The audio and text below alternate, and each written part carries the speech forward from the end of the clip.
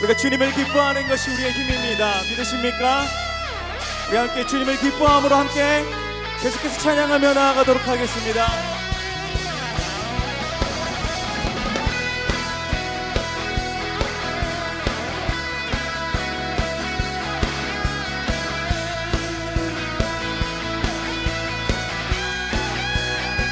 주 안에서 기뻐해, 주 안에서 기뻐해, 주님 주신 기쁨으로 기뻐하라.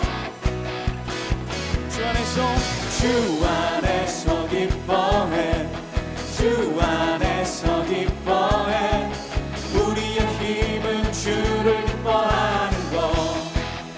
다시 한번 주 안에서, 주 안에서 기뻐해, 주 안에서 기뻐해, 주님께서 주신 기쁨으로 기뻐하라. 할렐루야. 주님을 찬양합니다. 주 안에서 기뻐해, 주 안에서 기뻐해, 우리의 힘은 주를 기뻐하는 것. 다시 한번 고백합시다. 주 안에서, 주 안에서 기뻐해, 주 안에서 기뻐해, 주님 주신 기쁨으로 기뻐하라. 주 안에서, 주 안에서 기뻐해, 주 안에서 기뻐. 우리의 힘은 주님을 기뻐하는 것입니다. 아멘.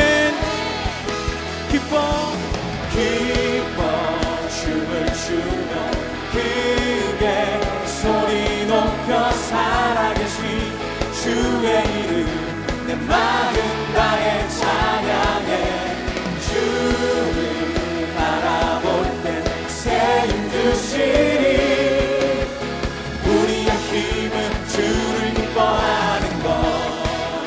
아멘. 우리가 주님을 기뻐합시다. 주 안에서, 주 안에서 기뻐해, 주 안에서 기뻐해, 주님 주신 기쁨으로 기뻐하라. 주 안에서, 주 안에서 기뻐해, 주 안에서 기뻐해, 우리의 힘은 주를 기뻐하는 것. 한 번 더 고백합시다. 주 안에서, 주 안에서 기뻐해, 주 안에서 기뻐해, 주님 주신 기쁨으로 기뻐하라. 주 안에서 기뻐해, 주 안에서 기뻐해, 우리의 힘은 주를 기뻐하는 것.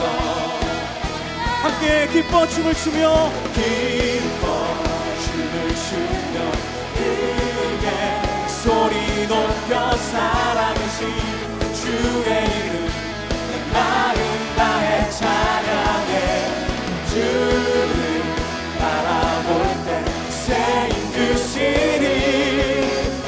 우리의 힘은 주를 기뻐하는 것. 한 번 더 기뻐 춤을 추며, 기뻐 춤을 추며 크게 소리 높여 살아계신 주의 이름 내 마음 다해 찬양해.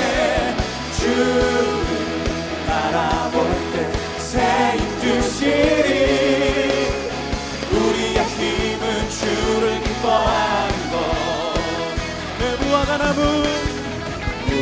나무 마르고 포도 열매 없어도 주님들 함께 가 나는 기뻐하고 즐거워하리로다. 함께 기뻐 춤을 추며 크게 소리 높여 살아계신 주의 이름 내 마음 다해 찬양해. 주를 바라볼 때 새 힘 주시리. 우리의 힘은 주를 기뻐하는 것. 한 번 더 선포합시다. 기뻐 춤을 추며 크게 소리 높여 살아계신 주의 이름 내 마음 다해 찬양해 주를 바라볼 때 새기시니 우리의 힘은 주를 기뻐하는 것 우리의 힘은 주를 기뻐하는 한 번 더 우리의 힘은 주님을 기뻐하는 것입니다. 우리의 힘은 주를 기뻐하는 것. 할렐루야. 우리 다시 한번 하나님께 감사와 영광의 박수 드립니다. 할렐루야. 예배 자리에 나온 모든 더사랑의 교회 중등부 친구들을 환영합니다. 기적을 만드는 아침 3대가 함께하는 특별 새벽 부흥회가 마쳤습니다.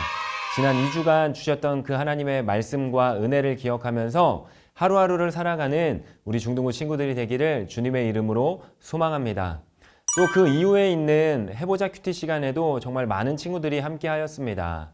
우리 말씀 묵상을 하면서 또 하나님이 내게 주신 교훈, 또 하나님은 어떤 분이신가를 우리가 잘 묵상하였는데요. 그 묵상한 말씀대로 살아내는 우리 중등부 친구들이 되기를 소망합니다. 그리고 지금 예배드리고 있는 모습을 촬영하여서 앞에 있는 번호로 보내주시기 바랍니다. 그러면은 보내주신 모든 친구들에게 선물을 드리도록 하겠습니다. 오늘은 열왕기상 17장의 마지막입니다. 17장을 우리가 좀 전반적으로 살펴보면은요, 아하방 앞에서 비를 내리지 않겠다라고 선포한 그 엘리야가 그리시네가로 갑니다. 그리고 그리시네가에서 주님의 은혜로 살아갑니다. 그리고 다시 그 그리시네가에서 사르밧으로 가는데요. 그 사르밧에서 한 여인을 만납니다. 가뭄으로 인해 먹을 것이 떨어져 있는 상황 가운데에서 과부와 그 아들은요, 통에 마지막 남은 가루와 또한 병에 마지막 남은 기름을 가지고 떡 한 조각을 만들어 먹고 같이 죽으려고 했습니다. 이 위기를 또 하나님의 도우심으로 간신히 모면을 합니다. 다시 한번 이 사르밧 과부에게 위기가 찾아오는데요. 어떠한 위기냐면요, 바로 이 하나밖에 없는 아들이 병들어 죽고 맙니다. 이제 좀 살만하다 라고 생각을 했었는데 그 찰나에 이 여인에게 다시 한번 어려움이 찾아옵니다. 우리가 18절을 한번 보면은요, 이렇게 나와 있습니다. 여인이 엘리야에게 이르되 하나님의 사람이여, 당신이 나와 더불어 무슨 상관이 있기에 내 죄를 생각나게 하고 또 내 아들을 죽게 하려고 내게 오셨나이까. 조금 전까지만 해도 이 통에 가루가 떨어지지 아니하고 또 이 병에 기름이 떨어지지 아니하는 이 엄청난 기적을 경험했는데 지금 다시 어려움을 겪습니다. 아들이 죽습니다. 그리고 이 죽음에 대한 원망을 누구에게 하고 있냐면요, 바로 엘리야에게 이 원망을 쏟아내고 있습니다. 18절을 보면은 누구 때문에 죽은 것처럼 말합니까? 엘리야 때문에 죽었다라고 말합니다. 그런데 앞뒤를 좀 살펴보면은요, 엘리야는 잘못이 있을까요? 잘못이 없을까요? 하나도 없습니다. 그러나 지금 과부는요, 이 엘리야를 원망하고 있는 것입니다. 자, 이걸 우리에게 한번 적용해보고 우리를 생각해 봅시다. 자, 엄청난 큰 고통을 겪게 되면은요, 우리는 바로 이 원망할 대상을 찾습니다. 그래서 우리의 삶에 어려움이 찾아오면은요, 우리는 친구를 원망할 때가 있고, 또한 다른 사람을 원망할 때가 있고, 더 심각할 때는 부모님을 원망할 때가 있습니다. 좀 더 심각할 때는 바로 위에 계신 살아계신 그 하나님을 원망하기도 합니다. 오늘 이 18절에서 이 여인은요, 바로 엘리야를 원망하고 있습니다. 그런데 이 원망을 좀 더 깊이 살펴보면은요, 엘리야가 믿고 있는 그 살아계신 하나님을 원망하고 있다라는 것을 알 수 있습니다. 그녀는요, 아들을 죽게 만든 것이 바로 하나님이다라고 이야기를 하고 있는 것이죠. 과부, 이 여인은요, 사회적으로, 경제적으로 아주 힘든 삶을 살았을 것입니다. 가난, 배고픔, 어려움 속에서 정말로 이 하나밖에 없는 아들을 정말 잘 키워보고 싶고 또한 인생의 소망을 삼아 살아왔는데 어느 날 갑자기 죽어버리니까요, 너무나 큰 아픔과 너무나 큰 슬픔이 그녀에게 있었을 것입니다. 그러나 우리가 여기서 알아야 할 거는요, 하나님은 우리의 슬픔을 우리의 슬픔으로 끝내지 아니하신다라는 것을 알아야 합니다. 또 하나님은 이 위기의 때를 바로 기회로 사용하십니다. 그리고 하나님은 우리에게 찾아온 이 고난과 어려움을 통해서 우리를 성장시키십니다. 바로 믿음을 성장시키고요. 또한 우리의 성품을 성장시킵니다. 따라서 우리는 이 어려움이 찾아왔을 때 우리가 하나님 앞에 어떻게 서 있고 또 어떻게 반응하느냐, 이것이 굉장히 중요하다는 것을 우리에게 알려주고 있는 것입니다. 그렇다면 우리는 이 위기 앞에 어떻게 해야 할까요? 이것이 가장 중요한 반응일 것입니다. 이것에 대한 엘리야의 반응은요, 바로 원망을 원망으로 반응하지 않았습니다. 또 비난을 비난으로 대꾸하지 않았습니다.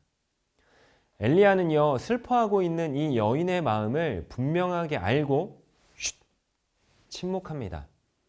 그리고 이 여인이 죽은 아들을 품에 안습니다. 여기서 우리가 알아야 되는 것은요, 이 엘리야가 그 여인의 문제를 자기 자신이 끌어안았다라는 것입니다. 엘리야가 그 아들을 죽이지도 않았는데 그 아들을 품에 끌어안았다라는 것입니다. 이게 일반 사람과 또한 이게 그리스도인의 다른 점입니다. 세상의 대부분의 사람들은요, 자기 살 길 바쁘게 살아갑니다.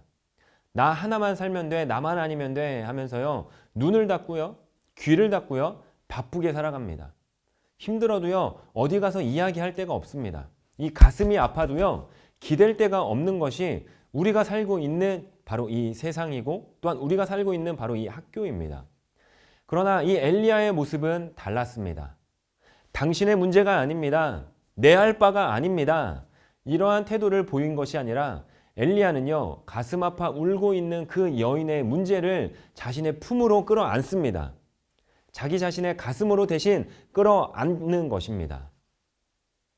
여러분, 그리스도인은요, 옆에서 힘들어하고 있는 지체가 있을 때, 또한 눈물을 흘리고 있는 지체가 있을 때, 또한 그가 슬퍼하는 지체가 있을 때 함께 슬퍼하고요, 함께 울어줄 수 있는 사람이 그리스도인입니다. 바로 그게 엘리야였습니다. 엘리야가 그 과부의 문제를 함께 짊어지었을 때 엘리야에게 놀라운 기적이 나타났고 일어났습니다. 자, 엘리야가 그 아들을 끌어안고 어떻게 했을까요? 먼저 죽은 아들을 끌어안고요, 그 다음에 자기가 거처하는 다락으로 올라갑니다. 그리고 그 아이를 자기 침상에 누입니다. 또 이 문제를 가지고 하나님이 해결해 주시도록 간절히 엎드리고 주님께 기도합니다. 하나님 앞에서 큰 소리로 부르짖습니다. 하나님, 이 아이 좀 살려주세요. 엘리야는요, 그냥 부르짖어 기도만 하지 않았습니다. 그 아이 위에 몸을 3번 엎드리고요, 기도했습니다. 그리고 한 번, 이 한 번 기도할 때 대충 했겠습니까? 아니라고 봅니다. 열정적으로 전심전력을 다하여 하나님이 이 아이를 살리실 거라는 것을 믿으며 확신을 가지며 기도했습니다. 엘리야가 이 믿음을 가지고 또한 하나님께 기도하고 또한 이 문제를 하나님께 맡겨드리자 어떠한 일이 벌어졌을까요? 바로 22절입니다. 여호와께서 엘리야의 소리를 들으심으로 그 아이의 혼이 몸으로 돌아오고 살아난지라. 엘리야는요, 끝까지 포기하지 않았습니다. 끝까지 부르짖으며 기도했습니다. 여호와께서 엘리야의 소리를 들으심으로 그의 기도에 응답해 주셨습니다. 불가능한 일이 일어난 것이죠. 하나님께서 죽은 그 여인의 아이를 다시 살리신 것입니다. 바로 이 아이를 살려달라는 이 엘리야의 기도에 하나님께서 응답하셨다라는 것이죠. 엘리야의 능력이 아니라 바로 이 죽음과 생명을 주관하시는 분은 살아계신 하나님이시기 때문입니다. 이 일을 통하여서 원망하였던 이 여인은 마지막에 이제는 내가 알았다라고 믿음의 고백을 합니다. 이 고백이 여러분의 고백이 되었으면 좋겠습니다. 삶의 어려운 가운데 또한 우리는 살아계신 하나님을 신뢰하며 믿으며 나아갑니다. 하나님께 올려드린 우리의 눈물의 기도는 반드시 기적으로 일하실 것이고 또한 반드시 우리의 기도는 응답하실 것입니다. 바로 이 주가 일하심을 믿으며 주님 앞에 나아가는 사랑하는 중등부 친구들이 되기를 주님의 이름으로 소망합니다.